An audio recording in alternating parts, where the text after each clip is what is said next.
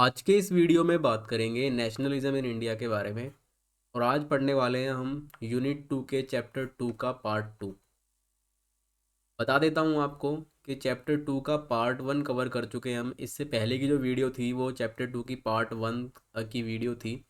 जिन बच्चों ने अगर उनको उसको नहीं देखा है तो उसको वो ज़रूर देखें, जाके प्लेलिस्ट में जाके उसको चेक कीजिए, आपको ज़रूर मिलेगी, वहाँ से आप उसको देख सकते हैं। देखिए, पार्ट 2 है हमारा इस चैप्टर का। चैप्टर हमारा है reformism and anti reformism in 19th century, यानी 19वीं शताब्दी के दौरान जो समाज सुधारक थे और जो समाज सुधारक के खिलाफ थे, ठीक है, उनके बारे में हम पढ़ रहे हैं। तो चलिए स्टार्ट करते हैं। इंस्टा पे आप मुझे फॉलो कर सकते हो। आपकी कोई क्वेरी या क्वेश्चन है तो यहाँ पर आप मुझसे पूछ सकते हो। यूज़र नेम आपके सामने है। टेलीग्राम पे जाके आप ग्रुप ज्वाइन कर लीजिए। @एकलव्य स्नातक 1 के नाम से ग्रुप है। इस ग्रुप को आप ज़रूर ज्वाइन करें। यहाँ पर आपको वीडियो की नोटिफिकेशन मिल जाती है और जो भी नोटिफिकेशन है वो आपको यहाँ पर दे दी जाती है। वो नोट से रिलेटेड हो सकती है, वीडियो से रिलेटेड हो सकती है, ठीक है, प्लेलिस्ट से रिलेटेड हो सकती है। तो आप इसको ज़रूर ज्वाइन करें, आपके लिए काफ़ी बेनिफिशियल ग्रुप है ये। आपको सिलेबस दिखा देता हूँ इसका मैं। देखिए, फर्स्ट यूनिट का फर्स्ट चैप्टर हम कवर कर चुके हैं पूरा। Approaches to the study of nationalism, ये हमारा फर्स्ट चैप्टर था फर्स्ट यूनिट का, इसको हमने पढ़ लिया है। और सेकंड यूनिट के सेकंड चैप्टर पे हम हैं और ये भी आज हमारा कंप्लीट हो जाएगा। इसका पार्ट 2 है, पार्ट 1 हम इसका पढ़ चुके हैं। तो चलिए स्टार्ट करते हैं। एंटी रिफॉर्मिस्ट, एंटी रिफॉर्मिस्ट कौन थे? देखिए, पिछली वीडियो के अंदर हमने बात करी थी कि रिफॉर्मर्स कौन कौन थे, यानी जिन्होंने समाज सुधार के लिए, जो समाज सुधारने के लिए आगे आगे आगे आए थे। उन्होंने बताया था कि किस प्रकार से जो सामाजिक बुराइयां हैं समाज के अंदर फैली हुई हैं उनको बदलना होगा समाज की तरक्की के लिए। यदि हमें आगे बढ़ना है तो इन सामाजिक कुरीतियों से हमें बाहर आना होगा। इसके बारे में हमने चर्चा की थी। ब्रह्म समाज की हमने चर्चा की थी, ठीक है।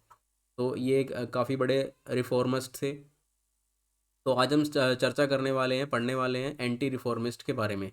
तो जो एंटी रिफॉर्मिस्ट मूवमेंट था, वो वो आंदोलन था, वो किस लिए स्टार्ट हुआ था? देखिए, उनका कहना था, वो कहते थे कि जो एंशियंट इंडियन ट्रेडिशन है, यानी जो प्राचीन भारत की मूल रीति रिवाज है, मूल जो व्यवस्थाएं भारत की है, उनको हमें जगाए रखना होगा, उनको हमें मानना होगा। उसी पर भारत जो है वो टिका हुआ है। तो इसको रिवाइव किया था उन्होंने, इन्होंने एंटी रिफॉर्मिस्ट ने।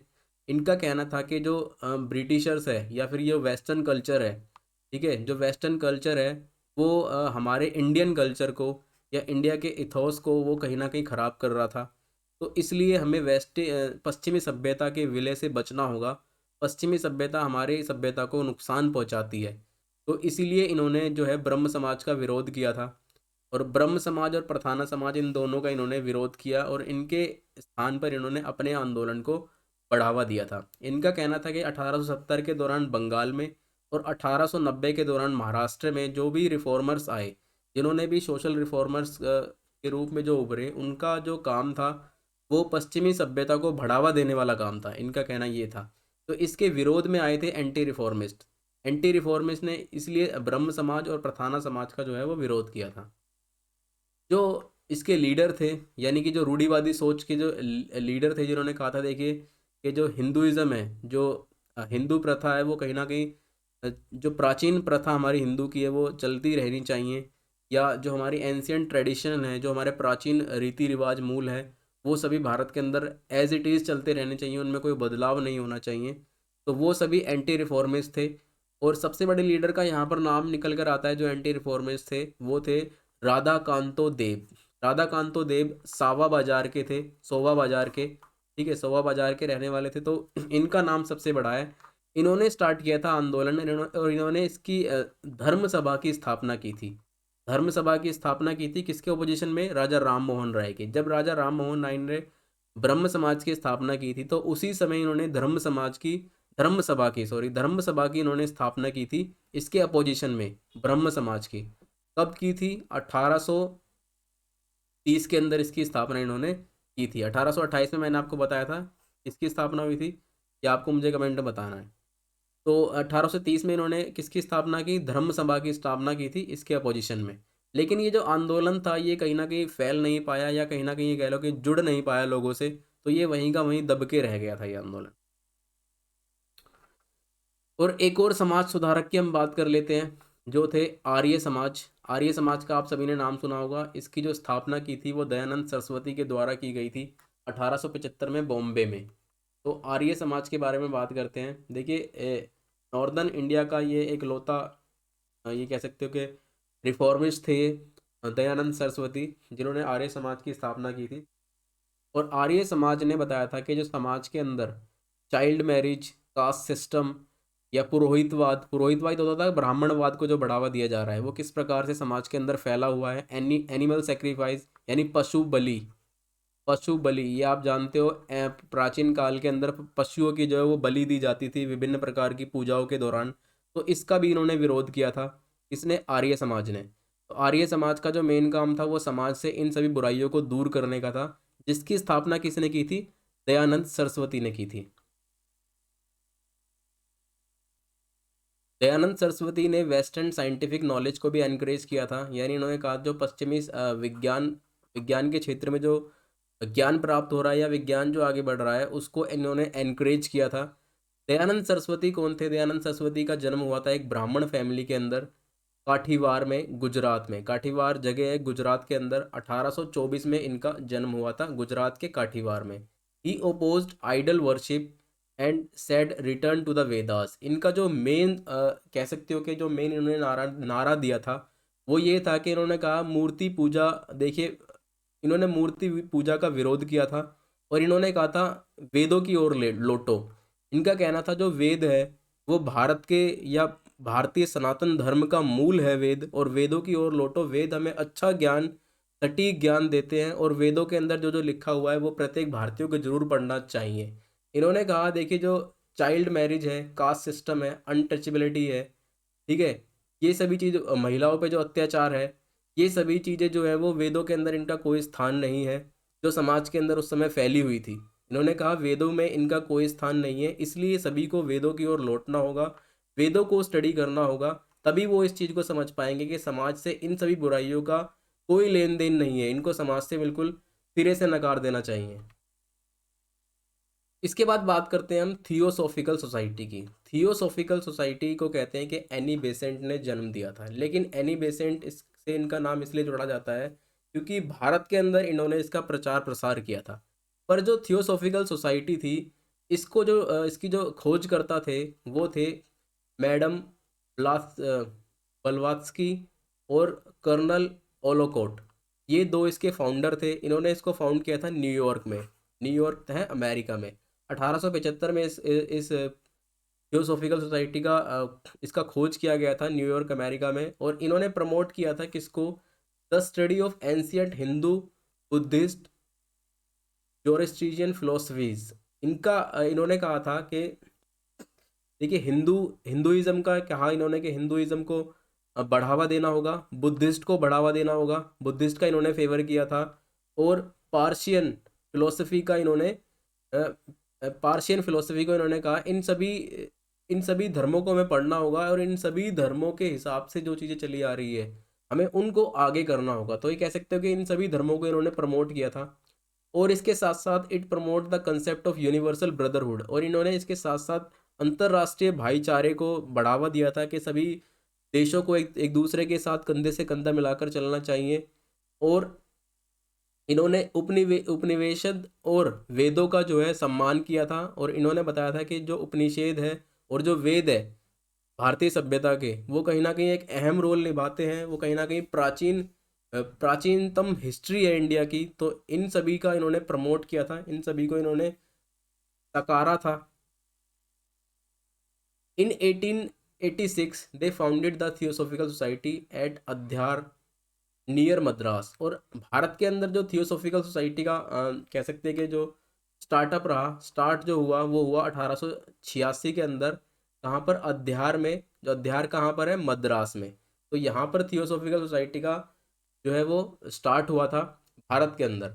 एनी बेसेंट का इसके अंदर नाम जोड़ा जाता है, जो कि आयरिश वुमेन थी, आयरिश वुमेन थी, उनका इसके अंदर नाम जोड़ा जाता है। जो इंडिया आई थी 1893 में and help the theosophical movement. और इन्होंने थियोसॉफिकल मूवमेंट की मदद की थी और थियोसॉफिकल मूवमेंट को जो उन्होंने आगे बढ़ाया था। To gain strength she propagate Vedic philosophy and urge Indians to take pride in their culture. और इन्होंने वैदिक फिलोसफी को पढ़ा और वैदिक फिलोसफी को यानी वेदों के ज्ञान को इन्होंने आगे बढ़ाया। इन्होंने कहा जो वेद है वो कहीं ना कहीं इंपॉर्टेंट रोल रखते हैं भारतीय कल्चर के लिए, भारतीय सभ्यता के लिए। और इसके साथ साथ इन्होंने भारतीय लोगों से ये कहा कि आप सभी को अपने कल्चर पे, अपनी सभ्यता के ऊपर गर्व होना चाहिए, क्योंकि आपका जो कल्चर है, आपकी जो सभ्यता है वो कहीं ना कहीं विश्व में सबसे संगठित या और सबसे मजबूत और सबसे ठीक आपका कल्चर है। तो आपको अपने कल्चर और सभ्यता पे गर्व होना चाहिए। इन्होंने भारतीय लोगों को ये चीज़ बताई थी। इसके बाद बात करते हैं हम रामाकृष्णन मिशन की। रामाकृष्णन मिशन की स्थापना की थी स्वामी विवेकानंद ने। स्वामी विवेकानंद ने 1892 में हुगली नदी के किनारे जो है इसकी स्थापना की थी। किसकी? रामाकृष्णन मिशन की। रामाकृष्णन मिशन ये बंगाल में स्टार्ट हुआ था। बीइंग द प्राइम कर्म भूमि, और ये इनकी कर्म भूमि भी मानी जाती थी। Ramakrishnan Belur seems the best place to spread the teaching of his guru, और ये एक ऐसा स्थान था इनके लिए। रामाकृष्णन कौन थे? स्वामी विवेकानंद के गुरु थे, आपको पता हो तो। स्वामी विवेकानंद जिनका अध्यात्म में बहुत ज़्यादा रुचि थी इनकी, और ये अध्यात्म की पढ़ाई करते थे। तो अध्यात्म की पढ़ाई करते करते इसके साथ साथ ये रामाकृष्णन जी से मिले थे, और रामाकृष्णन को इन्होंने अपना गुरु बनाया था। और रामाकृष्णन के जो इनकी बातें थी इनको इन्होंने आगे बढ़ाया था। जो इनकी बातें थी, इनका ज्ञान था, या कह सकते हो जो इन्होंने स्वामी विवेकानंद को बताया, उन सभी बातों को स्वामी विवेकानंद ने आगे बढ़ाया था। तो रामाकृष्णन का मिशन की स्थापना स्वामी विवेकानंद ने की थी, और अपने गुरु की जो इनकी गुरु की शिक्षा थी उसको इन्होंने स्प्रेड किया था लोगों के बीच। लोगों को इन्होंने अपनी गुरु की शिक्षाओं को बताया था। Ramakrishna mission focus on the university of spiritual phenomena and oppose the ideas which fell out of the Vedantic understanding of the religion and society। देखिए रामाकृष्णन मिशन जो था वो स्पिरिचुअल फेनामिना से काफ़ी ज़्यादा प्रभावित था, और इन्होंने स्पिरिचुअल होता है आध्यात्मिक आध्यात्मिक फिनोमेना से प्रभावित थे, आध्यात्मिक ज्ञान से प्रभावित थे। और इन्होंने अध्यात्म का, ये कह सकते हैं कि अध्यात्म को इन्होंने सकारा और अध्यात्म को इन्होंने आगे बढ़ाया था। और इन्होंने कहा देखिए जो वेदांतिक अंडरस्टैंडिंग है समाज में, या जो समाज में धार्मिक और सामाजिक रूप से वेदांत वेदों को नहीं समझ पा रहे हैं, इनका इन्होंने विरोध किया था। इसके साथ इन्होंने कहा they saw God in every creature of the nature. इन्होंने कहा देखिए जो भगवान है, भगवान प्रत्येक जो चीज़ भगवान के द्वारा बनाई गई है सृष्टि के अंदर, उन सभी चीज़ों के अंदर भगवान वास करते हैं। प्रत्येक चीज़ भगवान के द्वारा जो बनाई गई है उसके अंदर भगवान स्वयं वास करते हैं। और इन्होंने कहा कि जो समाज के अंदर कास्ट सिस्टम फैला हुआ है, देखिए ये काफ़ी ज़्यादा खराब चीज़ है। ये जो कास्ट सिस्टम है ये लोगों को अलग करता है, लोगों के बीच भेदभाव को उत्पन्न करता है। तो इसका हमें विरोध करना चाहिए और कास्ट सिस्टम को समाज से हमें हटाना होगा। ये सभी कहा था किसने? रामाकृष्णन मिशन के द्वारा कहा गया था। अब बात करते हैं जो कि स्वामी विवेकानंद ने ही स्थापना की थी। इनका जन्म हुआ था कहाँ? 1863 में इनका जन्म हुआ था कैलकटा में। कैलकटा कहाँ पर है? बंगाल में। जो इनका जन्म का नाम था वो था नरेंद्र नाथ दत्ता। स्वामी विवेकानंद नाम इनका बाद में पड़ा था, जो इनका जन्म का नाम था वो था नरेंद्र नाथ दत्ता। इस formal education from Scottish church, और इन्होंने जो अपनी आरंभिक शिक्षा प्रदान की थी वो की थी स्कॉटिश चर्च कॉलेज से। यहाँ से इन्होंने अपनी आरंभिक शिक्षा प्राप्त की थी।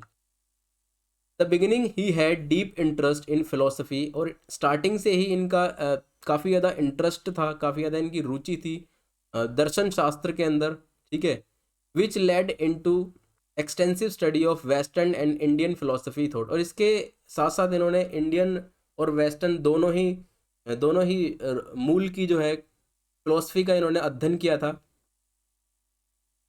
एट अर्ली एज ही was interested in the mysterious of spiritual world, और इसके साथ साथ देखिए जो कम उम्र में ही इनकी रुचि बढ़ गई थी किसके लिए? अध्यात्मवाद के लिए। और अध्यात्मवाद किस प्रकार से विश्व के अंदर उसकी जो रहस्य था उसके लिए इनकी जो रुचि थी वो बढ़ती चली जा रही थी। तभी इनकी जो मुलाकात है वो होती है किसके साथ? स्वामी रामाकृष्णन के साथ। He got and engrossed in Ramakrishnan profound understanding of the subject and experiential method, और उसके बाद जब इनकी रामाकृष्णन से मुलाकात होती है तो रामाकृष्णन के द्वारा जो शिक्षाएं इनको दी गई या जो रामाकृष्णन का एक्सपीरियंस रहा था ड्यूरिंग द लाइफ, वो सब इन्होंने देखा, उस सब को ये देखकर काफ़ी प्रभावित हुए थे और फिर इन्होंने अपना जो है इनको गुरु मान लिया था, अपना इनको ना गुरु स्वीकार कर लिया था। Vivekananda focused on the universality of the various religion and spiritual parts and focus on the service of mankind for him equality। और spiritual के साथ साथ देखिए इन्होंने जो यूनिवर्सलिटी वेरियस रिलीजियस यानी कि जो ब्रह्मांड के अंदर जो धर्म को लेकर जो बातें थी उन सभी का इन्होंने कहीं ना कहीं सपोर्ट किया था उसको, ठीक है। स्पिरिचुअल यानी अध्यात्मवाद को इन्होंने सपोर्ट किया था और इन्होंने फोकस किया था कि जो मानव है, जो पृथ्वी पर जो मानव रह रहा है उसे कहीं ना कहीं समानता के साथ रहना चाहिए, ठीक है। उन सभी को एक साथ मिलकर रहना चाहिए, ब्रदरहुड के साथ यानी भाईचारे की भावना के साथ रहना चाहिए, एक समाज के अंदर समानता होनी चाहिए, इक्वेलिटी होनी चाहिए and love for each other, और एक दूसरे के प्रति जो है लोगों के अंदर प्यार होना चाहिए, एक दूसरे से उनका लगाव होना चाहिए। और यही इन्होंने कहा ये सबसे बड़ा वर्चू है, यानी सबसे बड़ा गुण है समाज का, इसी से समाज जो है वो आगे बढ़ सकता है। ये किसने कहा था? ये विवेकानंद ने कहा था। इसके बाद बात करते हैं, देखिए ये तो बात रही हिंदू समाज की, ठीक है। ये तो सभी बातें हमने करी हिंदू समाज से क्या क्या कुरीतियाँ थी और किन किन लोगों ने हिंदू समाज को कुरीतियों को दूर करने के लिए अपना क्या क्या रोल निभाया। अब इस बात करते हैं हम मुस्लिम समाज की। देखिए ऐसा नहीं है कि मुस्लिम समाज के अंदर ये सब चीज़ें नहीं थी, मुस्लिम समाज के अंदर भी सब चीज़ थी, लेकिन मुस्लिम समाज जो था वो थोड़ा इन सब चीज़ों के लिए देर से जागा था, ठीक है। Most Muslim feared the western education would endanger their religious as it was an Islamic. और बहुत सारे जो मुस्लिम थे वो ये कह रहे थे कि जो वेस्टर्न एजुकेशन है यानी जो पश्चिमी शिक्षा है वो कहीं ना कहीं इस्लाम को नुकसान पहुंचाएगी, और इस्लाम जो उनका धर्म था, धर्म को वो सबसे ऊपर मानते थे, तो उनका ये मानना था कि जो वेस्टर्न पश्चिमी सभ्यता है, पश्चिमी शिक्षा है, वो हमारे हमारे जो इस्लामिक इस्लाम है उसको कहीं ना कहीं वो नुकसान पहुंचाएगी और इस्लाम से जुड़े हुए लोगों को भी वो नुकसान पहुंचाएगी। तो इन सभी चीज़ों के लिए जो मुस्लिम लोग थे वो काफ़ी देर से जागे थे। फिर उसके बाद उन्होंने देखिए शाह वलीउल्लाह ने एक मूवमेंट चलाया था, एक आंदोलन चलाया था वाहेबी। वाहेबी नाम का इन्होंने एक आंदोलन चलाया था और इसका काम क्या था? It was an anti reformist. ये एक एंटी रिफॉर्मिस्ट था, यानी जो समाज सुधार था, समाज सुधारक के ये खिलाफ था ये। और इन्होंने क्या कहा था? इन्होंने कहा था कि हमें जो है प्योर इस्लाम का समर्थन करना चाहिए, हमें प्योर इस्लाम के इस्लाम में जो लिखा हुआ है उसके हिसाब से हमें चलना होगा। यानी इनका मानना ये था कि इस्लाम को आप सर्वोपरि माने और इस्लाम के हिसाब से ही आप चले, पश्चिमी सभ्यता का विलय अपने इस्लाम में ना करें, और पश्चिमी मूल से जो चीज़ें आप सीख कर आ रहे हैं वो इस्लाम बिल्कुल भी एक्सेप्टेबल नहीं करेगा। तो इनका ये कहना था कि इनका शाह वलीउल्लाह का, और इन्होंने इसके लिए ही एक मूवमेंट चलाया था, आंदोलन चलाया था, वाहिबी मूवमेंट। इसके बाद आए थे हाजी शरीयत उल्लाह। हाजी शरीयत उल्लाह इन्होंने भी, ये भी एक रूढ़िवादी सोच के व्यक्ति थे। इन्होंने स्थापना की थी he founded and orthodox Islamic movement, यानी रूढ़िवादी इस्लामिक आंदोलन की इन्होंने स्थापना की थी। और इसके साथ साथ इन्होंने फराजी मूवमेंट, यानी ये भी एक आंदोलन था, फराजी मूवमेंट ये भी एक आंदोलन था। He called for a return to Shariat like namaz, और इन्होंने कहा कि लोगों को जो है वो वापिस आना होगा, इसके लिए फरियत करने के लिए, नमाज करने के लिए, ठीक है, हज करने के लिए, और फास्टिंग इन रमजान, और रमजान के अंदर जो फास्ट रखते हैं मुस्लिम लोग, इन सभी चीज़ों को इन्होंने प्रमोट किया था। यानी इनका भी मेन मानना ये था कि सभी जो मुस्लिम है वो इस्लाम के हिसाब से चले और इस्लाम की ओर लौटे, इस्लाम में ही ये सभी चीज़ें, फरियत, ठीक है, नमाज अदा करना और हज करना, ठीक है, फास्ट रखना रमजान में, इन सभी चीज़ों को इन्होंने प्रमोट किया था। इसके बाद देखिए अलीगढ़ एक मूवमेंट आया था, अलीगढ़ मूवमेंट, ठीक है। अलीगढ़ मूवमेंट का काम था, ये थोड़े से रिफॉर्मिस्ट कह सकते हो आप इसको, ये रिफॉर्मर थे, यानी एंटी रिफॉर्मर के ये खिलाफ थे। इनका क्या कहना था? Aligarh movement is the most significant movement when it comes to Muslim community. This movement was organised by the great Muslim reformer Syed Ahmad Khan. और ये जो आंदोलन चलाया गया था, ये चलाया गया था सैयद अहमद खान के द्वारा, और इसने मुस्लिम कम्युनिटी के अंदर एक महत्वपूर्ण रोल निभाया था। और इन्होंने बहुत सारे उर्दूओं का जो है वो ट्रांसलेट करवाया था इंग्लिश मीडियम के अंदर। इनका कहना ये था कि जो इंग्लिश है हमें इसको नकारना नहीं होगा, ठीक है, हमें पश्चिमी सभ्यता को भी नहीं नकारना होगा। कहीं ना कहीं आने वाले समय में जो इंग्लिश है या पश्चिमी सभ्यता है, इनकी हमें जानकारी या इनको हमें सीखना अति आवश्यक होगा आने वाले समय में। कौन कहते थे ये बात? ये कहते थे सैयद अहमद खान, ठीक है। He biggest work was establishment of Mohammedan orient college, और इनका जो सबसे बड़ा काम था वो था मोहम्मदन ओरिएंट कॉलेज की स्थापना करवाना, जिसको आज हम जानते हैं अलीगढ़ मुस्लिम यूनिवर्सिटी के नाम से। इसका पहला नाम था क्या? मोहम्मदन ओरिएंट कॉलेज, इस नाम से इसको स्थापित किया गया था अलीगढ़ के अंदर, आज जिसे हम जानते हैं अलीगढ़ मुस्लिम यूनिवर्सिटी के नाम से।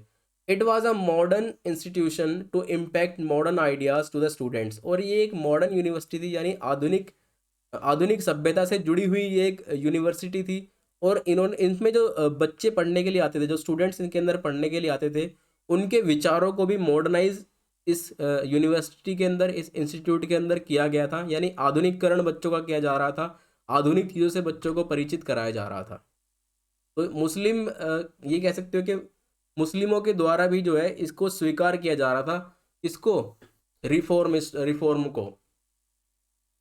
अब हम बात करते हैं characteristics of the reform and anti reforms movement, यानी जो भारत में आंदोलन चले, कौन से? जो रिफॉर्मर थे और एंटी रिफॉर्मर थे, उनकी क्या क्या विशेषताएं थी।